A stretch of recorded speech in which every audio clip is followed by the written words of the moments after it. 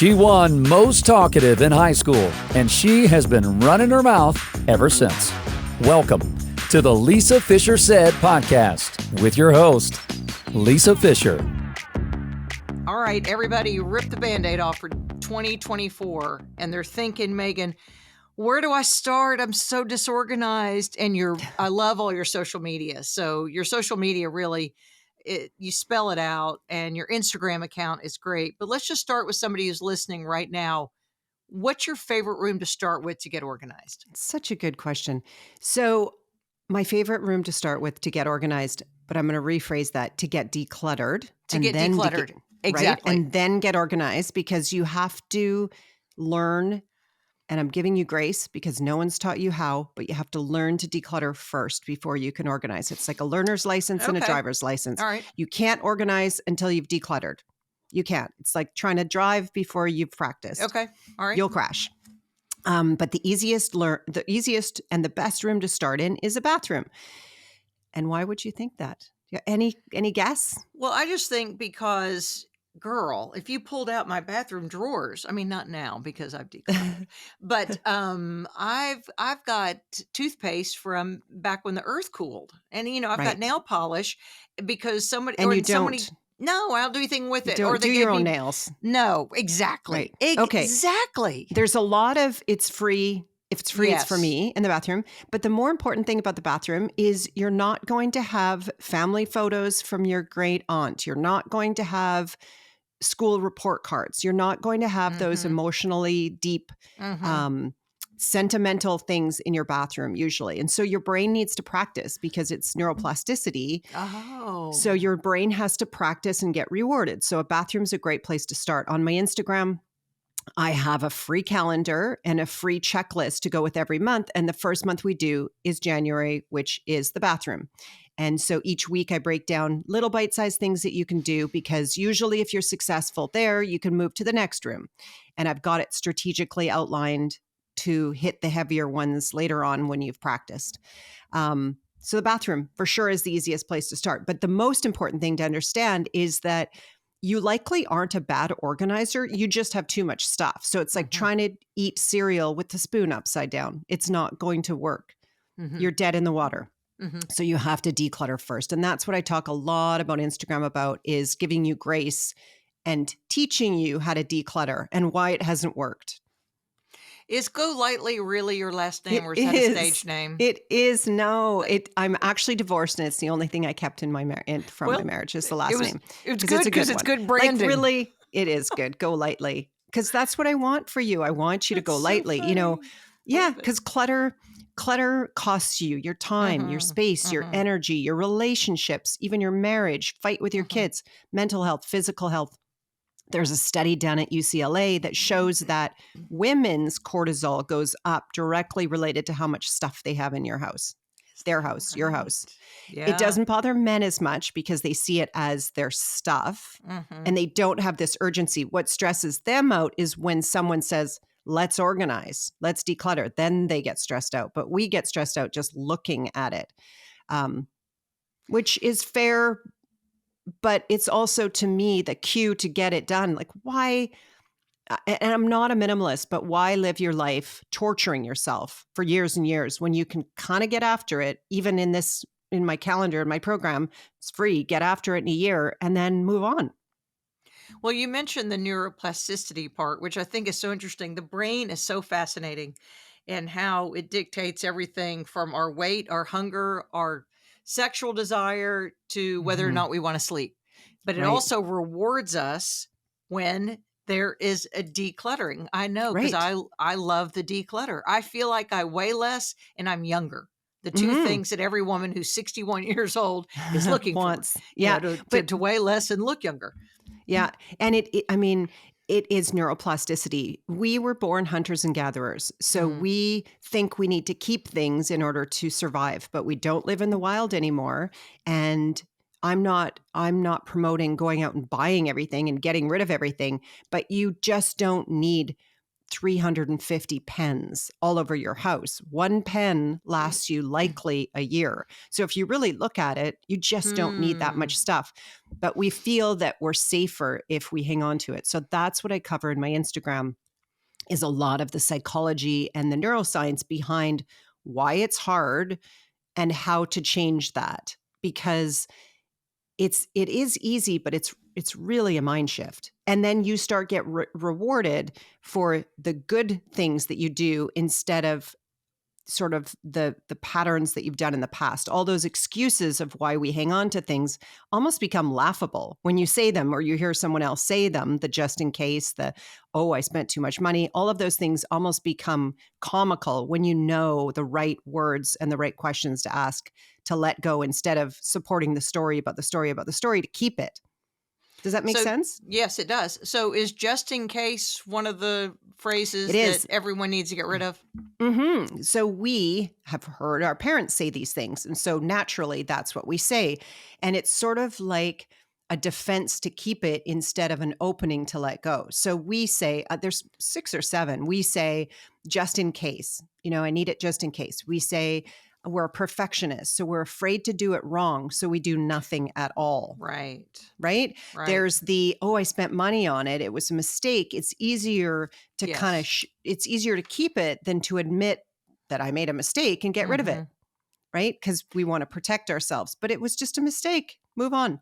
There is the sentimentality. Oh, well, so-and-so gave this to me, and they would be really mad if I got rid of it, which is BS. If you really faced that person and you said, let's talk about this thing that you bought me in Guatemala that I don't really know what to do with it. Can I donate it because someone will love it, but it just isn't a good fit for me right now? Your best friend wouldn't care. So, and your dead aunt would rather you get on with your life than keep something just because she had it. Maybe she even hated it, right? But you don't know. There is, there's trauma. There's some reasons why we keep things that are trauma based, but we can work through those. Those are just more challenging. But once you start to hear yourself say these things, and your partner or whoever you live with, it is almost comical. Instead, you should say, do I love this thing? Do I use this thing? Would I buy this again today? So those are the 3 There's questions. the pen clicking. Yeah. Do I love it? Okay. Do I use it? Would I buy it again today? And you could say, yes, I love it, but no to the others. And that's not a reason to keep it. Because to me, that tells me, if you say, I love it, but I don't use it and I wouldn't go buy it, then you're caught in one of those reasons, those excuses. So I say, take a picture of it and look at the picture in your album on your phone under a heading that says things I love. And you're going to look at it way more often than you are if it's a bin in the basement or up in an attic. You're never going to get to it.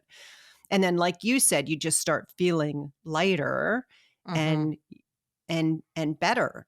But you have to get past your own enemy, which sometimes is yourself. Yeah, your brain. Oh, absolutely. And self-talk. Yeah. It's insane. So everyone thinks and I did in 2021, I moved. And so 24 years in one home. We'd been married then about 32 years probably. So that's a lot of crap, right? And and we don't even feel like we're crap collectors, but a little here and a little there, it's cumulative. Crap is cumulative, people. It is. Yeah. So moving was a great, great thing. So people looked at me and said, oh, that's what I need. I need a good move. But even after 3 years now, I've almost been in this house, I still have to decrap keep going. Things. Yes, I have to keep lightening it. And that's okay. It's like doing your laundry. You're doing your laundry, but you're wearing clothes when you're doing your laundry that are going to have to be washed. And so you have to realize that it's not a torturous thing that doesn't end. But a good example is we did, there's a woman named Jillian Harris who lives in Canada, who is a philanthropist. She's very popular. She was on TV. We went and did her house. My team went out. It took us, we didn't we didn't not touch a toothpick in that house. We touched every single thing. Wow. It took our team 100 hours. Now that's insane. Nobody should ever tackle their whole house, but we're all professionals. There was 10 of us. So we divided and conquered, and Jillian made a decision and her husband on every single thing in their house. Oh, took they 100 did. hours. They Yes. they were a part of it, because I So would what have we did- decision fatigue. That I would just say burn it all. We keep you going. We keep you going. Oh, So what we okay. did, for instance, is, and this is what you do in your bathroom. And again, it's in my program. I explain you how to do it on my Instagram. But Okay. you would go, and the first thing you have to do in order for your brain to be able to make a decision is categorize things. So you take, and I call them towns because it's kind of funny, but you make your dental town of all of your things to do with your teeth. Then you Okay. make hair town. Then you make nail town. You make all Okay. of those areas. You have to separate them physically, and then your brain looks at it and says, hair tool town, I do not need 5 brushes. But until you have them all together, your brain will not make a decision. So that's why you can't multitask decluttering, because your brain knows there's pens upstairs in the office. There's a couple on my Yes. nightside table. Yes. So until you go around and collect that one category of thing, your brain will be like, nope, I might have made a mistake. I don't want to do this. So that's what we did in Jillian's house. We went and we ripped apart every room, and we took all of the camera equipment that was in her bedroom, her bathroom, a few things, the garage, her office. We put them into Camera Town, and then she could make a decision. Well, there's 18 cameras. That one's broken. I can donate that one. So we reduced Camera Town. We did that with everything. And then we found a home for Camera Town, which was going to be in the mudroom, because that's where she goes out the door and she can grab her cameras on the way to her photo shoots or whatever. Okay. So the second time we went back, because we went 2 years later to do a reorg, it took us 24 hours. It still took you 24 hours. 24 working hours to do the whole house. But you would think after 2 years ago, when you went in there and did the 100-hour sweep, that she would have only 2 toothpicks left for Toothpick Town. Well, this is reality. I'm not going see. to pretend. It's reality. The important thing is it took us a quarter of the time. Yeah. And I think that's a positive. That's really important, because the first time takes you the longest, because you have so many things to decide on. But do one room at a time, one area at a time, use my checklist. It's free, and attack each area that I assign you to do. I do it on Instagram at the same time. But you don't even have to have social media. You can just download it. But the important thing is it took us a quarter of the time, because now we just went and looked at Camera Town, and there was a couple cameras overflowing in the container that contained it. And she's like, wow, I decided that Camera Town was going to fit in that container, and there's one falling over. So the container has decided that I have too many, and I'm going to get rid of one. She said, so that's bye-bye. why I say, that's why I say use containers, and you can use a diaper box. You can use whatever you have. Okay. I like the containers that I recommend, but then you know your limits, you know your parameters, and you've kind of overflowed Camera Town. And I'm not judging her at all. I want you to point out how this is a part of, as we age, as we live, we still accumulate things, even though we knew Absolutely. we had too many of them. So let's explain what the brain does there. She knew Camera Town was full, because this is her line of work. It would be. So do you think in her brain she's accumulating more for the fear of a just in case, or I need to use it now, I'm going to keep it? I mean, how does that work in the brain? I think time. I think she got busy, and so she put one extra one in. She hadn't trained her brain well enough to know one in, one out. So that's the other thing, is it falls apart when you haven't really adopted and understand. You don't have that awareness that the container is the boss. You can't overflow it. Like behind you with all the shoes, you can't get any more shoes in there. So if you buy that's why I have them. That's why when we built this, she loves her shoes. I did it to keep shoes so that if one goes in, one has to come out. Yes. And I did it with my clothes too. I do that for self-limiting. Right. And so you have to adopt that. If somebody told you, now you have to do this, you'd be like, I don't really want to do it, because you hadn't really decided for yourself. So right. It comes in, it's front loaded, that you need to decide, I am more important than my things. My time is more important. My money, clutter costs you your time, your money, your relationships, your space, your mental health, your physical health. I'm more important than anything. I'm more important than a $14,000 wedding dress that I bought for my wedding that didn't work and it's in my garage. Get rid of it, because every time you see it, then you get fear, guilt, and shame in a cycle. And somebody could use it. At some points, things aren't meant to last 70 years. And at some point, you can get some money back out of these things if you sell them. For sure, you can donate them and give joy and be a philanthropist, but you're not going to get every penny out of it. That wasn't your intention when you bought it. I'm buying this wedding dress so that when I sell it, I get all the money back. No, you're buying it because you're getting married and you want to use it. Let's be real.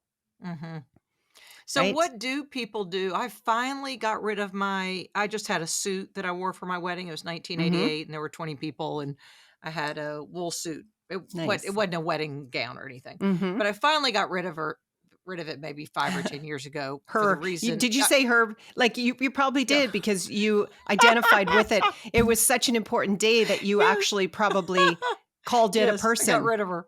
Yes. But she was good while she lasted. But I don't even know why I finally did it. I get tired of looking at things. So that's part of my reasoning for paring down or decluttering is I get tired of looking at it. And that's probably what happened. It was in my closet. I knew I wouldn't wear it again. Yeah. So what helps us make that decision to pull the trigger and go, here, just take it?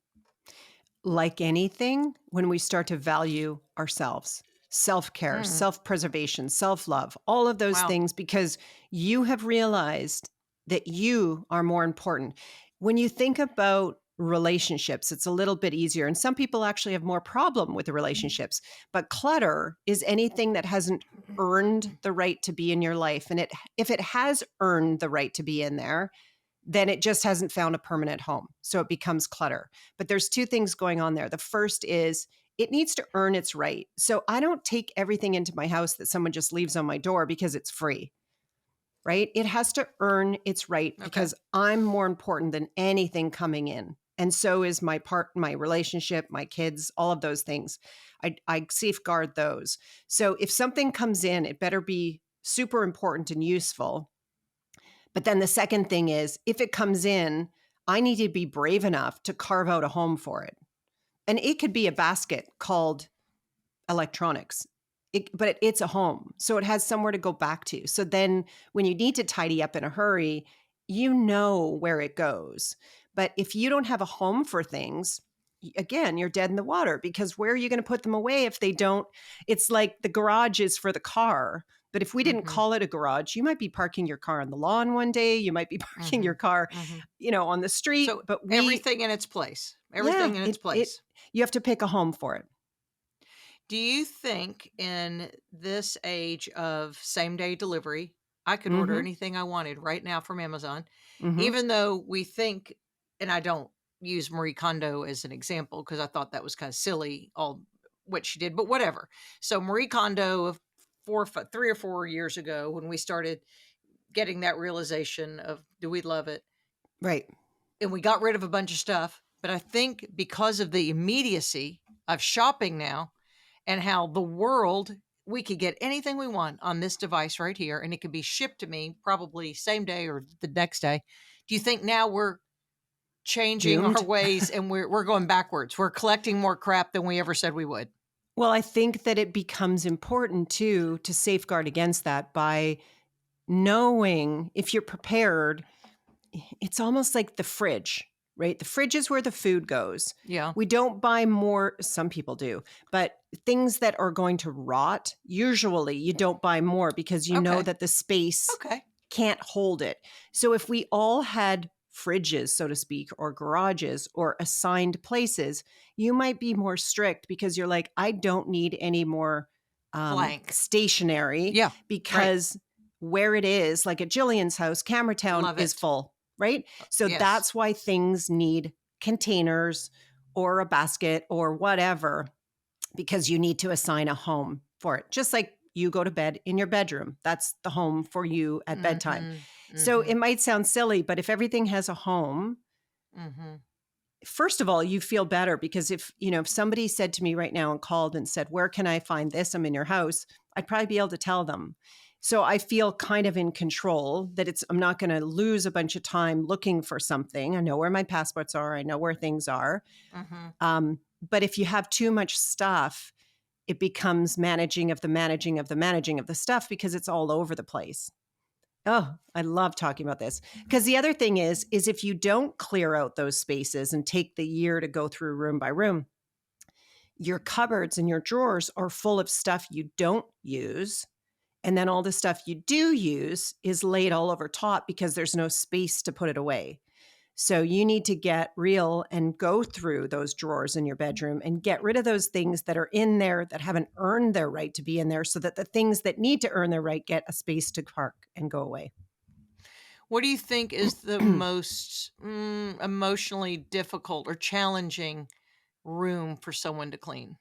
I think the storage room or the garage, it's actually the easiest when you're prepared with those 3 questions. Mm-hmm. But I've got them. without those Yeah. Mm-hmm. questions, you're in trouble, because those are all the things that you didn't want to make a decision on. So you delayed the decision. You're actually making the decision twice now, Twice. Mm-hmm. because you you got stressed out when you were trying to make it originally and didn't make the decision because you didn't know the questions, and you shoved it in a corner, and now you have to deal with it again. So Right. your brain, okay, this is an interesting thing. Your brain does something neurologically it's called duration path outcome, DPO. Okay. And what duration path outcome is what keeps you up at night. Duration path outcome is your brain seeing a pile of something or thinking about a problem and wondering, how long is this problem going to exist? How am I going to fix it? And what's it going to look like when it's done? So your brain duration path outcome, it does it on any problem, financial problem, weight, Hmm. anything, relationship. It wants to know, how long is the problem going to be there? How is it going to get fixed? And what's it going to look like when it's done? And that's insomnia. That's what your brain does before you go to sleep. It loops. So when you see a pile of clutter in your house, whether you like it or not, your brain is trying to figure it out and using brain time to figure out what's going to happen with that pile of stuff by the stairs. How's it going to get done? And what's it going to look like when it's finished? It wants to finish the task. So you're doing it a million times in your brain, or just once by having the right questions and attacking it, and it'd be done. Okay. I And have to we think through also this. think that it's going to take hours and hours and hours. But when we do someone's house, we do the garage in a day. So physically, if you know what you're doing, it won't take you a year to do it. Is that, and I want everyone to know that in the show notes, I have, Megan, your website, and we'll put a link to your free resources. Sure. and Yeah. stuff. Those are a great free resource. So in the free resource, do you kind of plan it out in a 12-month calendar? I do. So the calendar is room by room month. We've assigned January is bathroom, right? Okay. So each February, I think, is living room, dining room, entertaining spaces. And then there's a free checklist for each of those months that goes into more detail of what you could do each week. If you really want to get into it, on my website are how-to guides for each room that are 44 pages long with every step that you would do if you were us coming into your house. Okay. And those are no fail. And they're not that expensive, but they have every detail. They have it written down why you hang on to things, the psychology behind it, new questions to ask, things you're going to get stuck on, common mistakes. It's all in there. I extracted everything I do. I've been doing this for 16 years, and I put them in those guides. So you've kind of got the free resources up front, but if you need super help, then you get the guides. But, All right. Everything in the guides is on my Instagram every day. It's just, you have to dig through to find it. If you just want the guts, how do I do this? You get the guide. Yeah.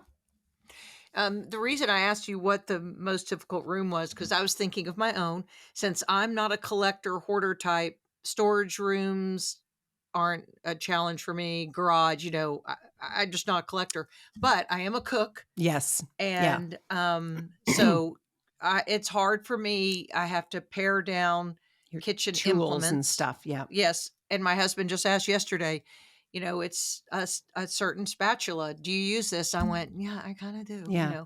But the other room that's hard for me then because of that I think you're is the in pantry. it. Oh, the pantry. Yeah. No, I keep this room. This is pared down. If I get something new, then somebody gets to go live someplace else. Yeah. Yeah. So I keep it. It's very finite Good. in my closet. And when people, so our home is on tours a lot because of the architecture of it. And one of the things I noticed, because I share this closet with my husband, is, and of course his is so organized. I'm not organized. I'm a lot of fun though. At weddings and bar mitzvahs, invite me anytime. I mean, I'm a delight. But all that to say, they've all come in saying, because I've been in the media for years, I've emceed 1,000 events. They're surprised that my closet space is not as big as what they had imagined because they've watched me grow up in front of a camera. And I say, got rid of all of it. Yeah. I'm only keeping what I actually wear. Yeah. I don't want things I don't wear. No, and I can tell. I mean, you're dressed to the nines and but classic. Right. But I It's what I think wear what's every day. important is you like to feel in control so you can get in and get out. You want to be efficient in That's there. it, very efficient. And you don't want, you've streamlined it so that you don't want to have, you want to feel good when you wear your clothes and you're in charge and you know what you want. So boom, you go in and go out. So that storage room question about what's the hardest room, it depends. If you're an arts and crafts or if you're a knitter, it's probably your craft room. Yeah, that's true. If you're really sentimental, it's probably your storage room or your attic or your garage. Yes. But here's an important thing to think about though, is that, when you called your wedding suit, she or her, and it's kind of true, is here's the thing is you are good at what you do. You're probably a great cook. If there was a fire and you lost your cookbooks and you lost your things, would you still be a good cook? 100%. Yes. So you are not your things. Collecting 1 million water bottles doesn't make you a better runner. It does inside of you. So you have to remember too, that the memories and the sentiment and the skills are not in the things. We are not our things. So you identifying your dress as a she, I know that we did that joking, but a lot of people think that they are their things. And again, you are worth way more than your things and you are not your things. And it's tragic when there's fires and floods, but that's when people often realize I'm okay. Right? Right. I got divorced. I got rid of half of my stuff. And guess what? I'm still who I am. In fact, I might be better. Right? But that indecision town, can I swear on here? Small. Apple doesn't look kindly to that because we told it it's a clean podcast. We'll call it the crap town. Okay. But it could be related. Yeah. It could say an S town, but that's not a nice place to live because in a divorce or anything, it's when you don't know what you're going to do. So let's do it. Or I just say, let's do it. Let's get rid of the stuff and move on because life's too short to be stuck in crap town, repeating it over and over and over again. Because then you're heavy and you're stressed. And we know because of the studies that your cortisol is up. Right. Oh, right. I know about that. Yeah. Easier said than done, but it can be done. You can break it down. Get the guides, get this, just decide I am worth more than my stuff. And this is no way to live. And the next thing that's going to go is my marriage or fighting with my kids because their cortisol is going to go up too.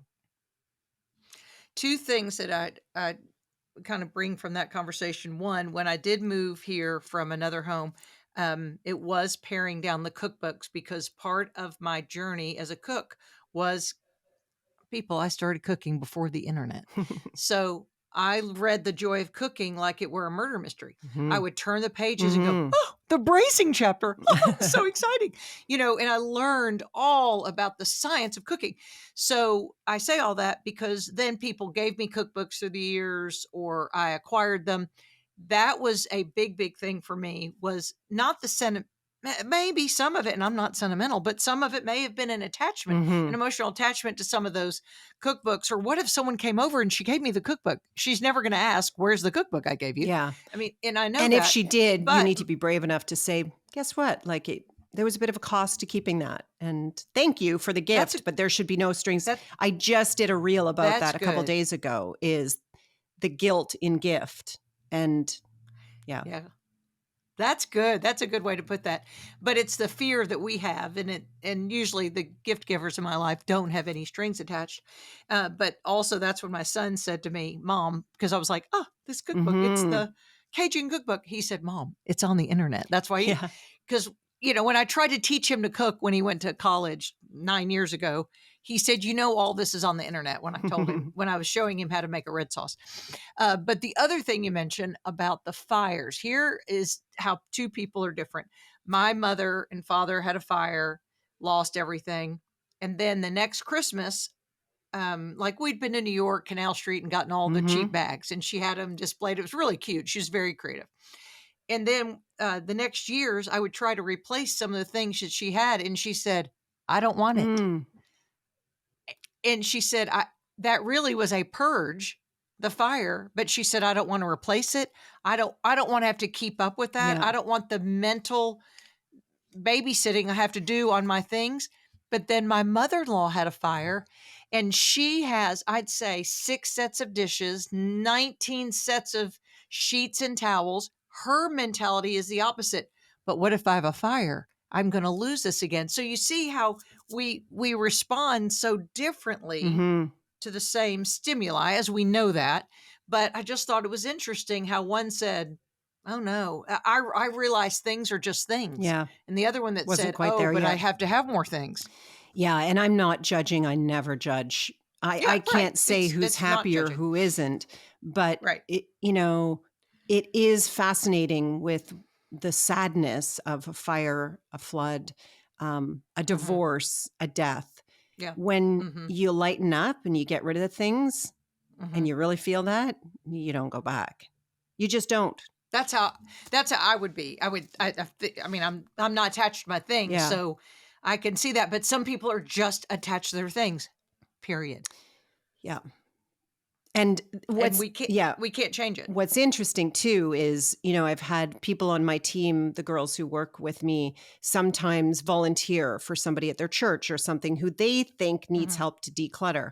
It often doesn't work because that person isn't really ready. Now, when I have Right. people on my Instagram, they've been there for a while and I've nurtured them and they've started to learn, right? So they're kind Oh, of yeah. starting to be prepared. It's like, somebody, but everybody whose house we go to, one of the first things they say when we get going is, "I wish I'd done this sooner," right? It's like therapy or something. But when you're not ready, you're kind of not ready. But it's like a funnel on my Instagram. And we slowly get people. And then I get DMs every day saying, like, "Oh, thank you."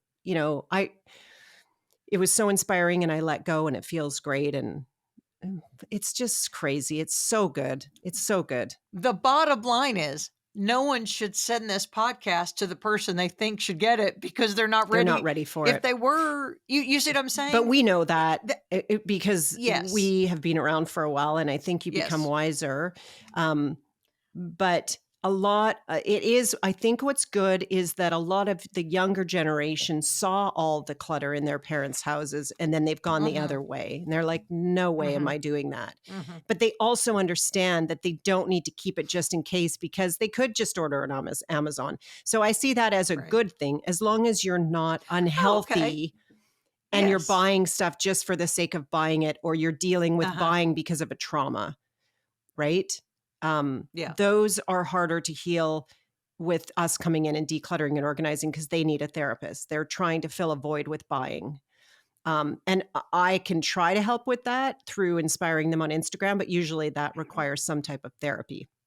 But I think that I see Amazon as a great thing because, heck, if you break your lemon squeezer and you really like it, you can order another one. It's not that stressful. But I don't need to keep 8 lemon squeezers in case one breaks. But my parents may have because they couldn't just get it like we did, right? That's true. That's true.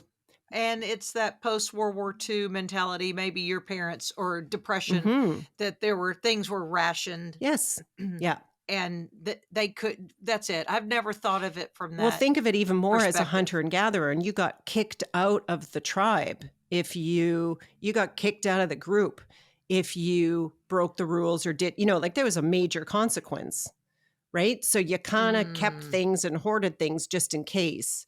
But if you broke the rules, you were out. But we don't live like that anymore. We're not hunters and gatherers. So you don't have to pick up that ladder on the side of the road because it might make something good in the bathroom to hang your towels on. And Yes. some people get after me and they say, well, you got to have a lot of money to be able to do this. Like, the less money you have or the smaller the home, you do need to keep things just in case. But I argue smaller homes are actually more of a trap for too much stuff than the big houses.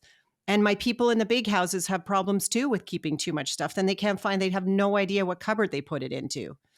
Right. So, Oh yeah. and financially, it doesn't matter. It's kind of all on a scale. I don't want you to get rid of everything so you have to go buy it again, but you need to adopt that philosophy and the mind shift of I am better than my stuff. I am worth more than anything in my house.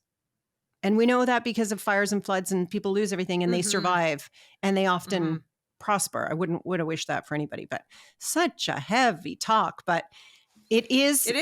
And that's why when I've been doing this for 16 years. And when I started an Instagram, I'm like, I am not starting an organizer. I'm an organizer. Here's my pretty cupboards. I am not starting that because that's not what it's about. And I'd be doing you a disservice if I just told you which containers to use and talked and showed you all the perfect things. I'm about progress over perfection. And I'm proud of it. 16 years doing it. I am not going to pretend that it's easy. I'm not going to pretend that you should know how to do it. And I'm not going to pretend that it should be perfect. It's progress. But you need to declutter first. I'm also not, the psychology behind it is what's important, not the skill. 1, 2, 3, you can do it, but you can't do 1, 2, 3. Perfect. Yeah. You can't do 1, 2, 3 until you understand why you're doing 1, 2, 3. Does that make sense? Yes. So for you, 16 years ago, there wasn't a social media fit niche for what you're doing. There is now. Yeah, there could be. I didn't think about it until a couple of years ago, and I thought, you know what, I'm reaching hundreds and thousands of people, but I want to reach hundreds of thousands of people because I just felt so passionate of people not understanding and beating themselves up of I'm so disorganized. No, you actually just have too much stuff. Then right? What gave you the impetus then to jump from what was your career into this? Oh gosh, I was a broker. I started another small business. I worked in mental health for 5 years. So I've had quite a few different careers. And then when I had my babies, really are good business, those are a good foray into what you're doing. Business, mental health, and sales. Aspect. Yeah. And I love all three. That's great. I love sharing the message. I love business, but I like to see people move the dial. And yes, I don't like the definition of insanity, trying to do the same thing over and over again. So I really want people to understand on my Instagram, it's about the psychology behind it. And I used to write that on the top, psychology behind the neuroscience, but that's people are like, well, I don't want therapy. And so I have to sneak in the back door a different way of helping people because everybody said those things just in case. Maybe I'll use it. This box could be useful. I better keep it. Oh, those Prada shoes were expensive or their AirPod was expensive. I'm going to keep the box. Yeah. What? No. So that is a thing for people that have designer items. They keep the sacks and the boxes. And the dust bags. And the dust, the dust bags, I guess they're doing it because some people put their things in them, I guess. But some people accept again. Yeah, some people would accept. And it doesn't matter. We can say an iPod box, earbuds, or I mean, you can use the example of a Cartier box. But some people would take that Cartier box and it's useless just because, well, this could be a useful box, but it also represents. Oh, well, if I have this on my mantle, somebody might think that maybe I have a lot of money. Here's a good example, a cork. Okay. I have a cork story of how I had this fabulous night with a woman. Well, more than a night. It was 8 hours during the day of her helping me with my business because I was stuck. When my first business first took off online, I didn't know anything. I didn't know how to make a reel. I didn't know how to do anything. I was being invited to speak. That's awesome. all these people are asking me questions. I didn't understand technology. I wanted to do it so bad, but I was drowning the same way that people are drowning in their house with stuff. I was just drowning with information. So this woman, Selena Gray, came over. I hired her 8 hours. She ripped apart my business into categories, just like we do with Camera Town, Pen Town, ripped it apart, put it on stickies on the wall, and we dissected them one at a time. Let's look at this one category of Camera Town, or let's call it Instagram, because that's what it was compared. Instagram, let's look at all the problems, let's figure it out. I started feeling lighter and lighter and lighter as we started letting go of all of the stuff. Long story short, celebrated, had some champagne. I drank almost the whole bottle because she was driving. The morning, I picked the cork up. And I'm like, oh man, that was a huge night. I want to keep this cork, right? So I kept the cork. Then I'm like, that's dumb. I put it in the garbage. Then I went back and I got it out of the garbage. And I'm like, but that was a big night. I'm going to write her name on it. I dusted it off, right? But then I remembered, do you love this cork? Do you use this cork? Would you buy this cork again today? No. I have pictures of the bottle of champagne. No. So I had to, every once in a while, your brain forgets when it's a big event or a big thing like a wedding, and you want to keep everything. I want to keep the napkin. I want to keep the tablecloth. I want to keep all the things. So I had to remind myself those 3 questions, and I snapped into it quite quickly. But I wanted to keep I want to keep that cork. 1, because it was sentimental. It was a big evening. 2, it said rich on it. The champagne was called Rich. Well, if I have an expensive bottle of champagne, somebody might think that I have more money than I do. It represented so many things. Wasteful. Well, it was easy. I threw away the bottle, but the cork I might use. Now, if you have a cork town, great, because you probably have somewhere to put them. But if you have random corks all over your house just because it was an important night, no, the memories in your heart, right? I transformed as a human being that night, and I have to have the confidence that the cork doesn't make it better. All it does is make it worse. So get rid of it. One thing I did to preserve my things of my children's babydom, some other things was, and I get a lot of attention when people come over and see this because my kids are 31, 28, and 25, but I did shadow boxes. Oh, yeah. This was in the 90s. Yep. Nobody was doing them. So I had the gown they came home from the hospital in that was made by my friend Ashley, who's a seamstress, their birth announcement, the baby shoes, the baby bracelet. I mean, things that they clearly could only wear for the first month of their lives. Yep. A photo of either me with them, me as a young mom, because they all have little photos, maybe a hair lock. You know what I'm saying? Little pieces of it. Little pieces, and they're beautiful because one is velvet in the back, one is like pot de soie. Nice. They're done all 3 different ways, and they're pretty large pieces. Now they'll be in a landfill someday.